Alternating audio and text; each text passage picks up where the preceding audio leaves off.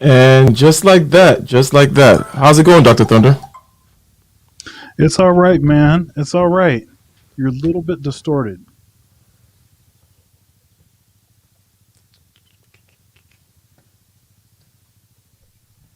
Check, check, check. 1, 2. Yeah, yeah, that's good. That's good. That's good. There you go. Yeah, Excellent, man. excellent.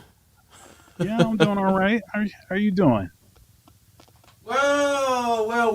We are doing great over here in the Bay Area. I see that you angled your camera a little differently today. Well, it's actually totally different. I've been working on this for the last couple of days.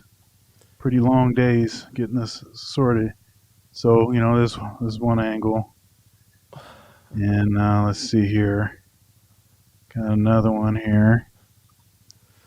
The camera did this Yeah, again. and then here, and then there's the money shot right there. But yeah, it's been Excellent, an excellent. eventful. Yeah, it's been an eventful number of days getting Yeah, I see everything the set. the red background. I see the rearrangement of Yeah, base. it's cool. I can do this thing. Okay, Google, change the color of the lights to blue. You know, so blue actually looks pretty good. You Yeah, know, yeah. Look at you. Look at you. Well, yeah, blue. Maybe I should go red. yeah. You know what? Let's not even talk about anything. Let's just let's just change settings for the whole show. Gotcha. The whole show, just go ahead changing settings. But speaking of that, just one last thing is like I thought I figured this what my camera is doing right now, and it was cool yesterday. I was talking to MOT, was fine, and then I restart the thing, and boom, here comes this 1980s movie look with the framing. But all good, all good. Anyways, Either way, the resolution is better. So okay, good, you're looking nice and clear. nice and clear, ladies and We gentlemen. can we Thank can you. really we can really see the beard. We can You can see really it. see the beard. That's That's the right. We point. can. I That's it. I work really hard on this beard for the That's sole right. purposes of coming out here to YouTube. I got this camera for the beard, That's 100%. right. Did it have like a beard icon on the tag? And you were like, you know what? That's the camera right there.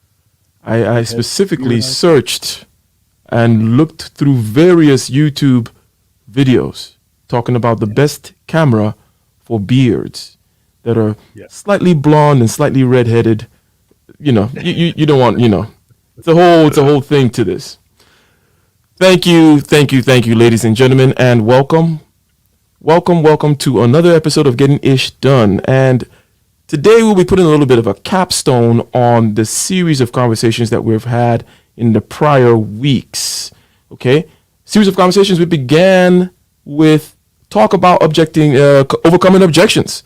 That's where this series really started from in terms of the series of conversations that I'm talking about right now. But our first episode, what was our first episode of Getting Ish Done, Dr. Thunder? Pop quiz. Do you remember? Overcoming Um, sloth. that's right. Okay. Yes. Overcoming Coming. sloth. It's coming back to me. It's coming back to me. Exactly. Overcoming sloth. And we broke it down. We talk about all the different manifestations of sloth. We talk about the apathy aspect. We talk about the fact that it could come in terms of procrastination. It could be self-sabotage where you're like, oh, rather than do this thing right now, how about if I go eat some cake? And then cake makes it such that you cannot do the thing anymore because, oh, now you got to take a nap. And next thing you know, oh, crap, it's 6 a.m. and I got 2 minutes before the meeting and you didn't get it done. Right? So Right. I go back, ladies and gentlemen, and check out the series Getting Ish Done. It is in a playlist of its own. If it's not in a playlist of its own yet, I will make sure that it gets in a playlist of its own on this channel. And this particular line of conversations, which I'm referring to now in this series, started with the episode about overcoming objections. And then we went into leverage because leverage is a way to overcome objections. And I remember in that episode, Dr. Thunder, you mentioned that you were going to be using more office references, or perhaps you were talking about inculcating more pop culture references, right? The Office, the show. And I'm going to hold you accountable to that. You promised us more references, examples from The Office. I want my. All Yeah, but right. well, yeah, you got time to think one up while we go there. Shout out to Aaron B. Shout out to Bijou Noir in the house. Shout out to Riley M. in the house. Leverage, okay? How you get what you want. One example was, in that whole sales slash influencing realm, giving people what they want. That's why you brought up that office reference, right? Going around, finding out what exactly it is that makes people tick, what exactly it is that they want from you, and then doing that fair exchange. We also talked about how to best use your power vis-a-vis communication, how to keep your powder dry, keep your mouth shut in that meeting, right? So that you can say the important thing, get your point across, and be most impactful. Then we talked about leveraging systems, all kinds of systems. Systems being procedures and mechanisms for getting certain outcomes. You have economic systems, you have political systems, we have systems of all kinds. And you cannot do without systems. Okay? And we've been on that for the past few series, talking about leveraging the system and so on and so forth. And over here, right on top of our heads, it says trust the process. And what you see behind us is a water processing facility. Yes, I thought about it. So it's not just a random a random body of water, right? It's a water processing facility. Okay, I'm not going to get into the particulars of what this particular one is. It's probably a flocculation tank. Yes, yes, yes. I'm a civil engineer. I studied these things. But trusting the process means to you what, Dr. Thunder? What comes to mind when someone says trust the process? It is right adjacent to this whole system talk. So let's see if we can elucidate this thing as the capstone on this leverage the system conversation, if you will. Absolutely. So, trusting the process. I mean, this is a critical. Okay. So sometimes when people think of trusting something, um, trusting something doesn't make you a simp. Being willing to work the system implies that you trust at least aspects of the system. Um, so, uh, I like weightlifting analogies, Mm-hmm. and this is one of these analogies. There are all of these plans for increasing your bench press, and there's several different philosophies on it. The most important thing is that you latch on to one of the approaches and you trust the process. You keep, you do everything it says, you keep struggling, and you do it for the length of time that it tells you to do it. And even if you're feeling like, man, I'm not quite getting, it seems like I'm not getting what I ought to be getting out of this. Mm-hmm. Uh, you'll be, uh, you may end up being surprised at the end, where when you go back and you actually look at the numbers, it's like, oh man, I was trying to add 20 pounds on my bench press. I added 25 pounds, right? Because Mm-hmm. I trusted the process. Same Mm-hmm. thing with dieting. There's a ton of different approaches to losing weight. Uh, you know, and there's the keto thing. You have folks that are, more plant based. Mm-hmm. And if you ask me which one of those is correct, they're both correct. They're all correct if you follow them. Mm-hmm. If you do what it is that they tell you to do and trust the process, then it all works. It's when we kind of get out in the middle and then start sort of improvising. You know, I don't mean to. I don't mean to be critical of the term improvise. I'm an improviser. We're improvising now, Exactly. right? Conversation is an improvisation, but there is different levels of improvisation. If you're just totally pulling crap out of your butt, that's improvising, but it's just not very good, right? And when you don't actually understand everything about the the process that you're trying to trust, when you don't understand everything and you just start improvising, well, then that's like pulling stuff out of your butt, right? So if you see what I just shared down there, it says quite simply, it means trusting the presuppositions, right, that undergird, if you will, the process. And that's what you're saying. If you have certain presuppositions and you can improvise on top of that, but Right. it really is about the presuppositions. And also, I think Yeduru continued to mention the fact that it is not an eternal thing. In other words, you can come up with better presuppositions. The presuppositions could be found to be faulty. You test, you experiment, come up with better presuppositions, and then create a system. Now, one thing that people tend to do is they tend to want to force things. I like that you mentioned an approach. You said, do what the steps say, right? It is not about, you cannot overcome the steps by simply just trying to alpha your way through it, trying to just use drive to overcome approach, right? Use force to overcome tactics, if you will. And this is a tendency that everybody has, right? We think, is there a way for me to just use to brute force this thing, as people tend to say, right? And this is not a very systematic approach for sure, and it does not last. It is not definitely a long-term approach towards doing anything. Brute forcing your way through it, that is, right? No, there's a difference between being gifted and being talented, right? So, a talent is a cultivated gift. It's a cultivated gift. So, the gift is like the raw state. It's like what you got when you were born, so to speak, and all the potential associated with that.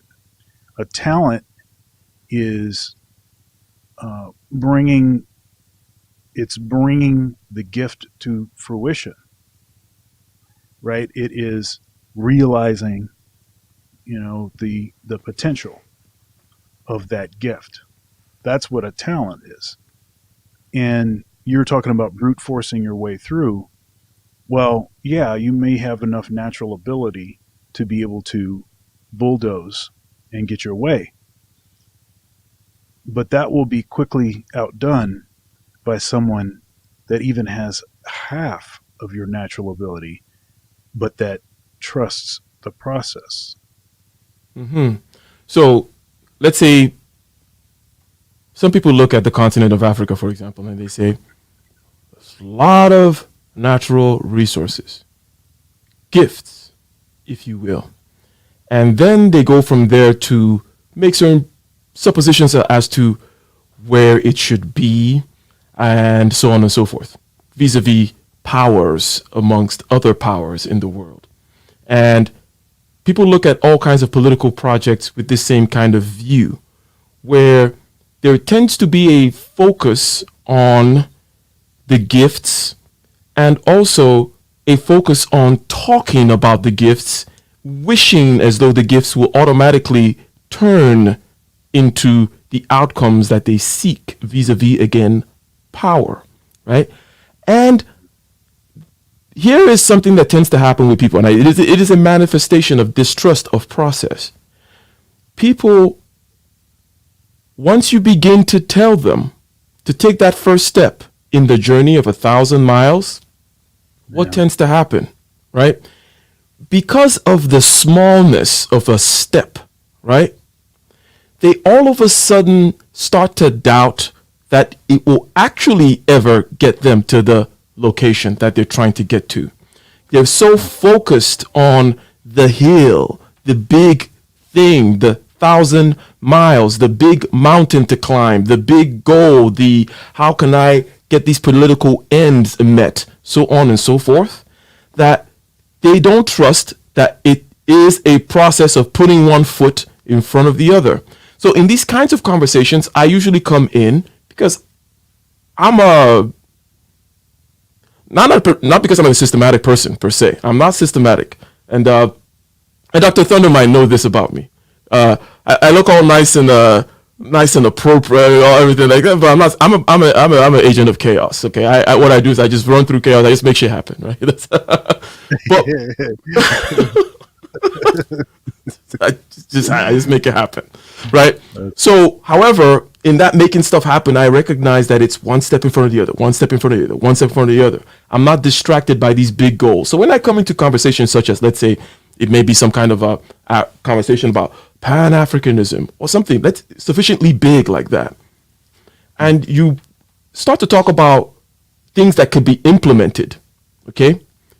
Because of the one step likeness of them, in other words, because of the smallness of them, because of the incremental nature of these things you're saying, people are all of a sudden disillusioned because they rather talk about the grand wishes and the plans and the hopes and the dreams and the gifts that have been squandered but they all of a sudden don't want to take that step. So what do you have to say about that fact? Because the admonishment, or shall we say that phrase, a journey of 1,000 miles begins with one step, exists because people don't like to take that one step. They are distracted by the big goal and so on and so forth. But you see how it is linked to basically what we're talking about here. And would you mind elaborating on that if you don't mind? You know, a good approach to changing. Okay, so a good approach to this when you start to get distracted is to change your focal point to something closer to you. Something that is on the journey. I'm not telling you to start wildly straying, oh, the shiny object over there, oh, shiny object over there. That's not what I'm saying. I'm saying something that is on the path. Start to create focal points that are closer to where you're at, right? And then once you get to that focal point, then you can cast another. And then when you get to that one, then you cast another, right? So something I talk to my students about frequently, and my clients, my productivity clients, is you want to start with your dream goal. So when you say that the journey, of 1,000 miles begins with one step, so the dream goal is getting to the end, getting to that 1,000 miles. Then you set long-term goals. And the long-term goals must be along the path getting to the dream goal. All right? They must be related to the dream goal. Then you set intermediate goals. The intermediate goals must be predecessors, if you will, to the long-term goal. And then short-term goals. And then they must all lead to the intermediate goals. And the strength of this, well, the first an aspect of this that will be true is you'll have one dream goal, you'll have more long-term goals, and even more intermediate goals, and even more short-term goals. Mm-hmm. Right? And then if you want to go an additional step, which often is necessary, then you need to organize yourself. You organize yourself with some kind of calendar, right? You have whatever the system is, and you use the calendar. You figure out how much time it's going to tend to take you to do certain kinds of tasks. You allot that amount of time, and you become an objective oriented person where you have this list of to do things. Well, all these to do things, and all of these to do things, they're going to tend to be some of those short term goals. And the thing is as you're doing this and you're running this machine, you'll get more and more efficient at it. So you want to have a way to distract yourself. You know, another one of those sayings, similar to the one that we've been mentioning here, is how do you eat an elephant, right? One bite at a time, right? So as you're focusing on the things that are present and you're trusting the process, it also allows you to be in the moment, truly in the moment, focusing on what you have at hand rather than being worried or concerned about whatever the next steps are. Doesn't matter what the next steps are. Those steps cannot happen until you do the ones that you're faced with right now. So, other manifestations of this thing is the fact that, and by this thing I mean the tendency for people not to bring things that are close to them into focus and bring them into high resolution and high level of granularization, meaning many, many, many short term goals, many, many little steps, high resolution in what is right in front of you, and keep that big hill you're trying to climb, throw that back over there in the back. It's a low resolution picture. You don't even need to be focusing on it, right? Right. One manifestation of it is that people tend not to focus on local politics. We talked about this before, I believe, within this whole thing about leveraging systems. And they focus rather on this big, every 4 years, presidential politics where it really doesn't affect them. They don't have much agency to change things, right? And so on and so forth. It also kind of relates to this particular project. Let's say you have big aspirations about the continent, your state, whatever it may be. I see it actively, it happens time and time again. When you start telling people, here's what we need to do, they immediately, even though they don't say it, they have this impulse as to, well, it's not big enough. It's that whole just want to swing one drive all the way to the hole. I don't want to follow a process that says, well, it's going to take about 18 shots. And each shot needs to be paid close attention to, right? They are hoping, okay, where does this hope come from? Is it just typical laziness, going back to our overcoming sloth episode? Is it just the fact that they actually know that they don't want to focus on the local politics or that which is close to them because they will have to actually do something? Jordan Peterson, clean up your room, for example. They don't want to have to clean up their room.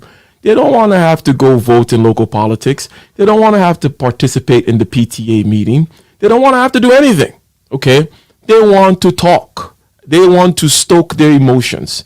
And what do you think about our attitudes? What should the right attitude be towards these people? Comfort them. Yeah, go ahead. I don't know if I'm going to comfort them. I'll say maybe you're on Instagram too much or something. So okay, so we can be fooled by things that are bright and shiny. That what it is that we're doing, the mundane things that we're doing, that they are boring, and that somehow, in some way, they are that other people, the glamorous folks, you know, the you know, the folks on Instagram with their perfect pictures and pictured in front of expensive cars and out on boats and all of that kind of stuff, that That's really what should be happening. But really, the case is that in order to get to that level, you have to become very good in the mundane. You have to be very good doing things that are not glamorous, things that are boring, things that um, aren't necessarily the things that you got into the game to be doing. Mm-hmm. There is that aspect of anything done at the highest level, and that is you got to do all the stuff that nobody wants to do. And so becoming a real specialist in the mundane is going to be a skill that that's a skill that's a skill that's going to pay a lot of bills. Mm-hmm. Mm-hmm. Mm-hmm. So I made a video recently, well, not recently, that says basically, I don't know what the title was, but the whole point was the great life, okay, and is filled with boring tasks, and that you need to, in other words, have a bunch of boring routines. You need to systematize and outsource to the automatic aspect of yourself, systematize and outsource to the calendar, to the routine, to your unconscious, if you will, a whole lot of these. Pick whomever that you would like to be. There's some people that are visibly quite successful and also very productive. If we take Joe Rogan, for example, he's popular enough where people can kind of see that. You see, he's on Instagram as well, and his beard game is not as good as mine, but that's a different conversation. It's a different conversation. Joe Rogan always eats elk and jalapenos. What is that? That's a simple, boring, simple routine. He always wakes up and runs up the hill in the back of his house every morning. He always kind of dresses the same way. He always stays at the Four Seasons and flies the same kind of flights. In other words, there are certain things where he is not busy thinking about, how am I going to make my life exciting by eating something different?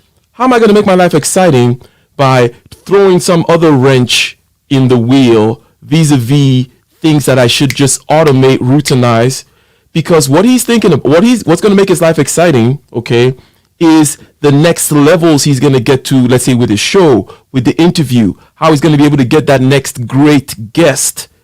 How he flies over there, what he eats, what he runs every day, is like, there is no question. In other words, I think it's Jocko Willing that says that discipline is freedom. Why? Because there is no question as to what he's going to do. He knows he's going to wake up at 4:30 every morning, and he takes a picture of his watch on Instagram every morning, and he's going to do this workout routine. He is free because there is no question. He doesn't have to think about it. In other words, people think it takes a whole lot of energy to trust the process and to follow the process.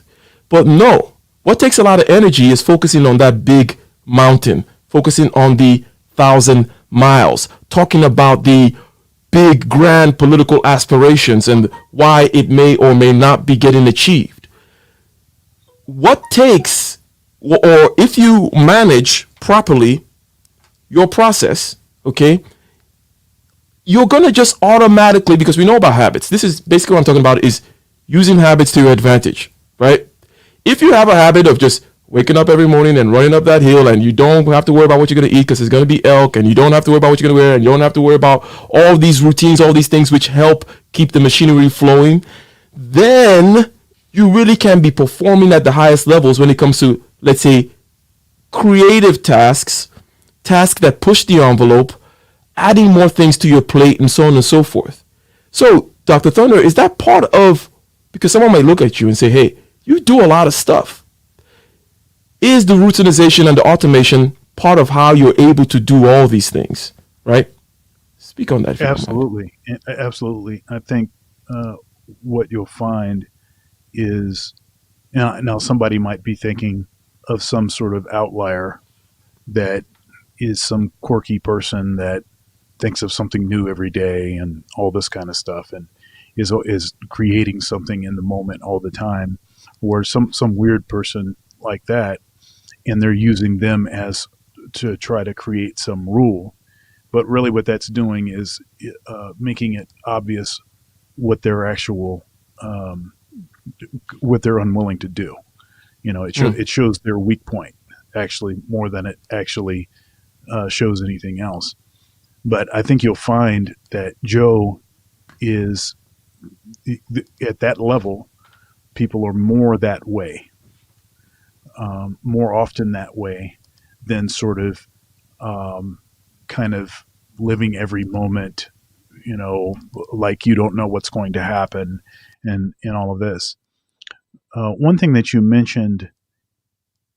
Um, well, so I'm gonna go somewhere else with this too, because when you're picking a wife, when you're picking a spouse, um, I think it's often the case that they will believe that because of the nature of your work, that somehow that is going to mean that the lifestyle is going to be some sort of exciting every moment type of lifestyle. And they'll be in for a rude awakening when you're getting up the same time and doing the same routine all the time. Um, and that's it. And look, another Go thing ahead. that I've experienced, another thing that I've experienced is I'm a I'm a pretty intense character. So uh, I'm trying to do everything at the limit. I'm trying to push everything to the limit. You know, um, I did deadlifts today at the gym. And until I couldn't do them anymore. That's just who I am. That's who I am as a person. And the thing is that everybody can't handle that. Matter of fact, most people can't handle it. It'll be better for them to stay at a distance, because then they can still glamorize what the process is like. They can romanticize the process, Hmm. but there is no romanticization of this process. There's just getting in there and being consistent. One other thing about being consistent, um, about this freedom that you were talking about, of a routine. You know, a phrase comes to mind. In jazz, we talk about freedom in the groove. There's freedom in the groove. So the groove is this monotonous. Uh, it's a monotonous connection and sense of swing or feel that is, uh, in particular, happening in the rhythm section. In particular, uh, a lock between the bass player and the drummer. Hmm. And when you achieve that monotonous pocket, that groove, that feel, everyone knows what it is. Everyone expects. You can set up expectations that way, right? So it's a certain, it's this thing that just keeps moving, and it feels good, and everybody, you know, everybody understands what's going on there. There's a freedom in that, because if you're locked that way, then that sort of opens you up to be able to operate on a different plane. Another thing it does for you is it gives you the frame of reference by which to judge whatever it is that you do, right? So within these rules that you're following, this monotony, this you know routine that you have, everything is being evaluated based on the routine. So it tells you when you've been successful because you've established the meaning. You've established the meaning by this routine. Hmm. That bass there, the groove, it's almost like the presupposition that Yadu talked about earlier. It's almost the presupposition that undergirds the routine. And he also mentioned something else about rather than doing, you should be. And that be aspect aligns quite well with that presence that you talked about, right? Because the presence, the being in the presence, when we talk about being, we tend to know it is quite adjacent, analogous, or perhaps the same thing as being present, being there, and not being distracted, right? So when people whom perhaps I would assume is internally focused, given the kinds of crazy comments he likes to leave on the chat, nice comments, by the way, Mr. Yeduru. Very internally kind of focused person, always saying, "Oh, you just come from the center and you don't have to do anything. All you got to do is that kind of a thing." I think it's very important because I was interviewing Man of Tomorrow yesterday, and this particular thing came up in terms of the process, the process, the process. In other words, the systems and the mechanisms have an answer. It might not be the right answer. It might not be the answer that you like. The answer may be, "Oh, you're gonna have to wait here for 3 hours. You're gonna have to do this routine with the 20-pound thing for 5 weeks. You're going to have to," whatever it may be, but there's an answer. Okay. It's not that there isn't an answer. It's not uncertainty. It's not chaos. There is an answer. Where is the chaos? The chaos is in you. The chaos is in your impatience. The chaos is in you saying, "Oh, but these steps are too small." Taking, for example, the grand political ideas that some people may have, right? When you tell them, "Okay, well, how do we solve the problem?" Okay, well, what we need to do is we need to first build these particular nodes in the network, make sure that they're correct, build a system for connecting these nodes, but they're like, "Oh, but how about the 1,000 miles we're going?" It's like, well, these are the steps. These are the one step, second step, third step we're talking about.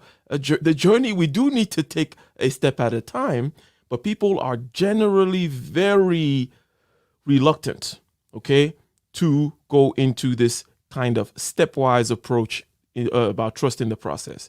So, Mr. K Polymath, before you go ahead and grace us with your presence and your simpy voice, let's go ahead and read the $5 super chat champion of the world saying here, "I have to pay my respects even though, right? Even though you all have forgotten I, Rust, Lion of Judah."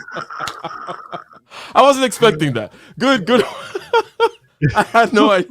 I didn't even know where that came from. Snuggles never quite showed this particular side. I was a good one. You got me there. You got me there. So, Mr. K Polymath, what you got for us today? And perhaps I should mention that we don't have a long one today. This is a capstone on the conversation about leverage. We're kind of pulling from different aspects of things we've talked about before, pulling from different aspects of how to leverage systems. Last time, we talked about legal systems and we're drawn into the power aspect and had a particularly philosophical conversation about the nature of power, right? And I think that K Polymath had us linger in that area for a little bit. And here he's back again, Mr. K Polymath. How's it going? Let's hear your voice. Right. You said Mr. I see. Doctor. Oh, okay, doctor. By the way, he just finally got his thesis accepted. He's a doctor now, so he's gonna make sure that we stay. There you go. I think a round of applause or yeah. You gotta go ahead. Yeah, that'll be the only time you ever get applause for that. True. So we got two doctors here, and then we got one engineer. So, anyways, yeah, with the leverage, with the leverage gig, people tend to say things like "trust the process," and there's a lot of misunderstandings with that terminology because people tend to think it's trusting a system, but it's really trusting your own internal process. That if you follow a certain set of, like you said, visions and also mechanical representations of routines. So basically routines. If you follow a certain set of routines, but you're also aware in real time of reevaluating the routine to see if it's effective or if it's not, and then being very self-reporting, almost like a loops logic system in your mind. If it's working, continue. If it stops working, reanalyze, take a different route. That's how the computer works anyways, actually. Computer is not perfectly logical. It actually allows for re-stepping and taking different pathways so that it can compute new solutions. Otherwise, it just wouldn't work. It would just be a glorified calculator. So if you're able to do this accordingly and across time, you're able to now automatically gain certain skills, which are going to be definitely transferable. And this is all automatic. It only becomes conscious when you now decide which path to take and when you're going to apply it. So for example, let's say you are an engineer. You do the first step, which is get okay grades to get to university. You do well enough that you could graduate. And then you think to yourself, okay, I now work for a company as an entry-level engineer. What would, if I continue gaining the skills and experience, be better to take me to the next level? You think to yourself, I'm going to get chartership and or licensing so that now you have more leverage opportunities. Then what will happen is someone would have been unable to finish a certain set of problems. Then they call someone and they realize, Mr. Ike has a license in this field. He's also chartered. Let me see if I can work with him. You succeed because you have the experience from doing all the other jobs and you now have that qualification under you.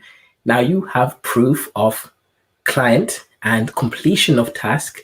Now you can leverage yourself into the next role. You no longer have to stay as an entry-level engineer. You can actually now propel yourself as a senior engineer because you now have everything kind of coalesced into that perfect thing. All you did is follow certain sets of routines. You reevaluate it. So in the beginning, you start to study for class and you realize they don't care if I'm actually understanding everything. They care that I can replicate what I have been taught back and they can analyze it.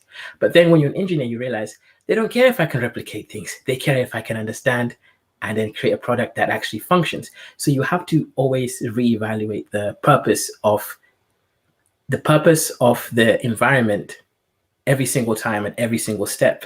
This Question to both of you, because obviously you've laid a lot on the table, right? You initially repeated the internal thing that Mr. Yeduru talked about also, right? You said it's about that internal regulation.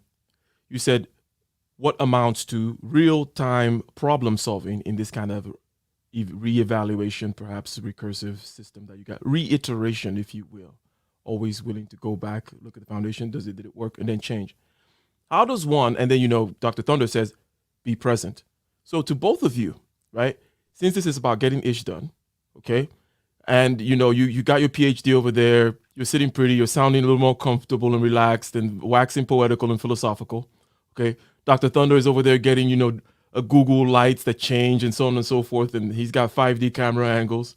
I'm sipping some nice little latte with my with my candle lights. How does one get that capacity, right? Okay, we all have it. How do you tell somebody how to have real-time problem-solving skills, attributes, that reevaluation? How does one go about doing that? Well, I guess I'll jump in, as I changed my lights to green there.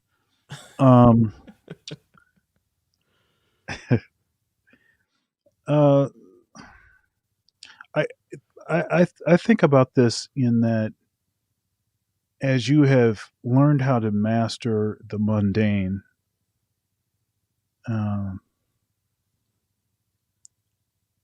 I think what that does is it okay, so you're not using as many resources, right, as you start to automate certain processes, and that actually frees you up to use those other resources to actually solve problems. And also, I think you have somewhat been imprinted on by the routines that you religiously follow. You're imprinted on, so they themselves will give you a key to the solution to new problems. You'll start to recognize certain patterns. And after all, to quote the good book, there's no new thing under the sun. Well, K Polymath, take it from there. Well, I guess I'll give my own experience and then I'll see if I can generalize it to most individuals. Well, personally, what happened is since I was young, I was interacting with computing. So I used to, like I said previously, my mom got us a computer, like a family computer, couldn't afford to fix it. So I started to tinker with it, and that's how I became competent in computer hardware sort of skills. But what I realized is the important skills wasn't fixing the computers. It's the fact that I started to interact with objects. And I knew that, okay, there's a law or system or rules that could be made when I interact with objects. So I took that and I focused it across time. So I think time here is a pretty important thing because you can learn a skill. Hence, like when you study and cram, I think people call it cramming. When you cram, you learn and you more or less understand what you're reading enough to actually replicate it into a classroom and get the grade. However, you're not learning the process of what it actually means. So you have to include time in anything that you do. So if you want to think real time, you almost have to, it's almost like the gym. You have to put and set a time to be doing this meditation. You have to meditate real time thinking frequently. It can't just be allowing it to just happen because you feel like it, unless you've reached that point where now it is like a natural second nature to you, like a muscle memory. For example, Dr. Thunder has a certain muscle memory for the bass, the guitar, and the piano. He doesn't even have to he can just close his eyes, touch the keyboard. He'll know how the certain keys feel. He'll know the sounds that are coming out. He'll even know where to move next.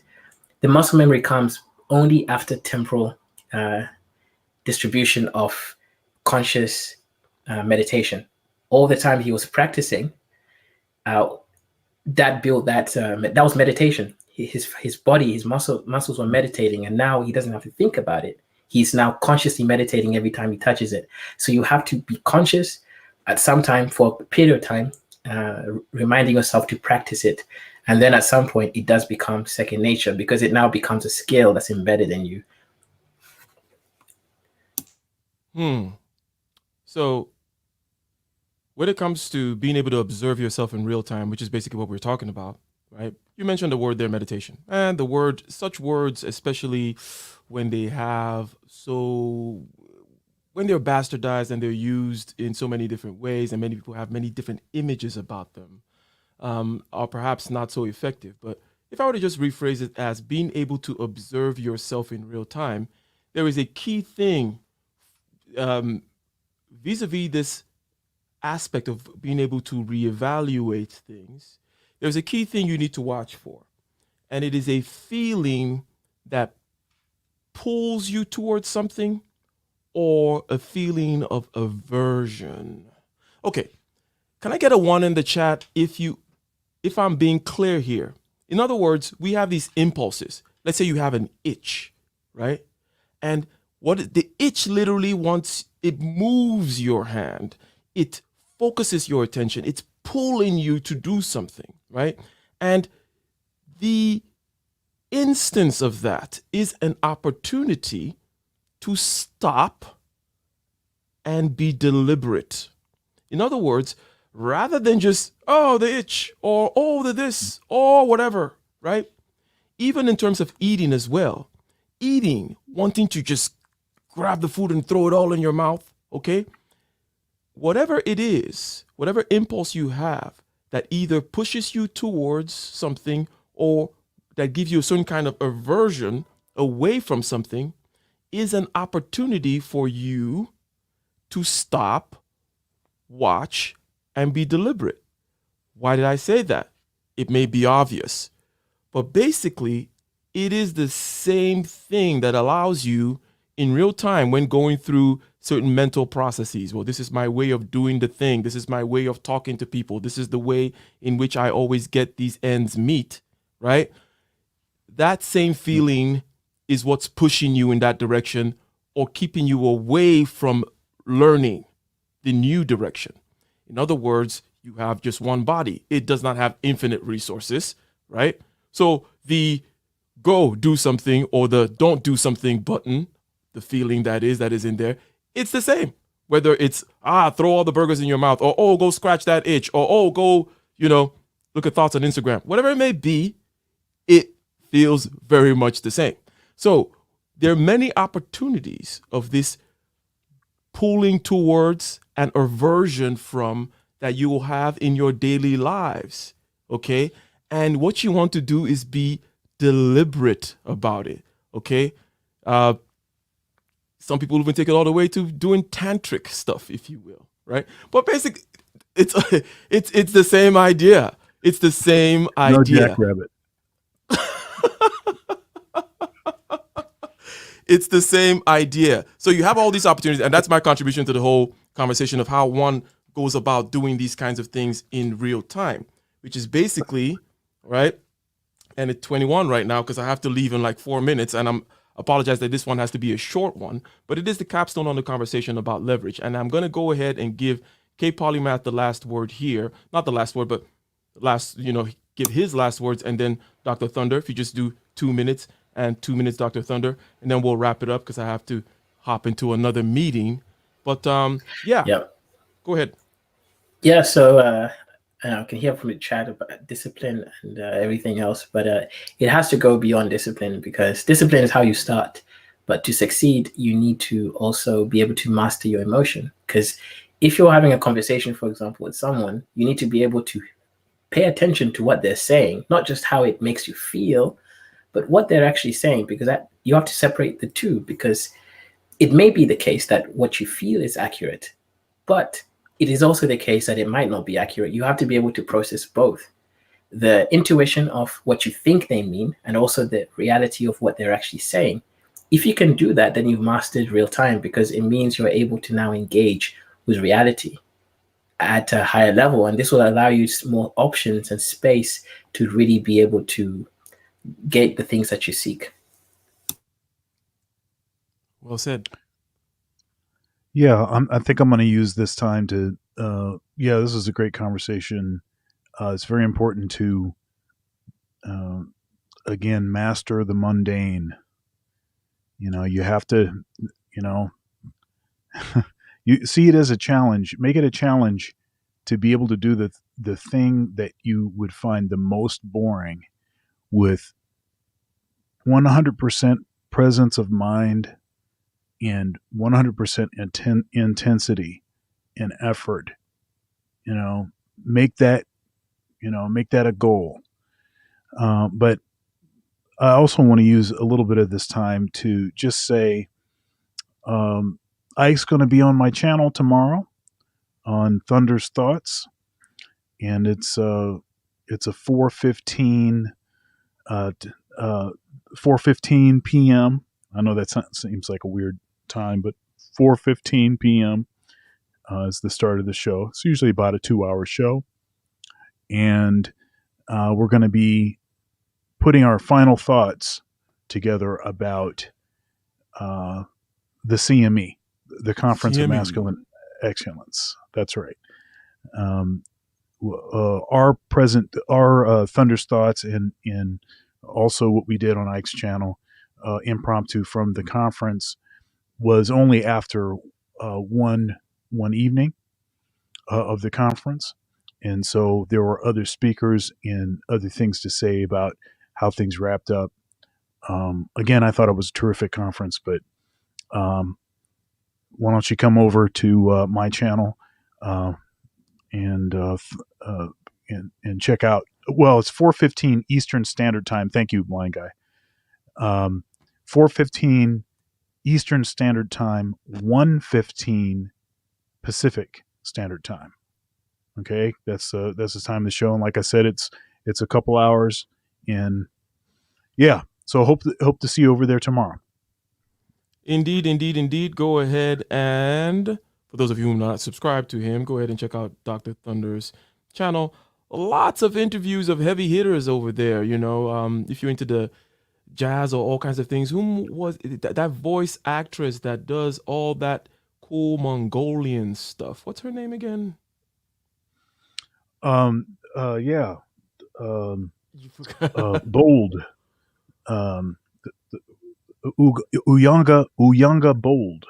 Uyanga Bold. Yeah, he's out there putting And out. she's been in a ton of movies, Mhm. and she has like a sample library, like one of these big sample library companies, like East West, I think, did an entire sample library of her. She's incredible, and it was a great conversation too. Excellent. Ladies and gentlemen, we are gone. I will be back tomorrow. Okay, I'll be here. Okay. And I'll also be on your channel as well. But gonna be here doing my review channel with Joan, the drummer Joan, and we're gonna be taking down some more popular content from popular culture out there and breaking it down and putting our insight to it. Ladies and gentlemen, we are not going to be playing any outro. Oh, you know what? Let me give you an out. No, no, no, no, no, no, no, no. There is no outro. We're not ready yet with our outro, are we, Dr. Thunder? That's on me. That's on me. I got to get it done. It will get done eventually. Slowly but surely, we'll get Come on, this. man, you got to get some ish done. We got to get some ish done. So thank you once again, Snuggles. Always appreciate it. Thank you for the super chat. Thank you, K Love, for showing up again. Blind guy, his wife, their life. Riley M, practitioner, K Polymath, doctor, the new Dr. K Polymath. Let me give him here, my round of applause for getting it done. And I mean, not to put other PhDs down there, but he got his PhD in physics/engineering just to put context into it, okay? Just to put context on it, right? So he had to kick some butt in order to do that, as you guys might imagine. He had to master the mundane for that. Exactly. So until next time, thank you all very much.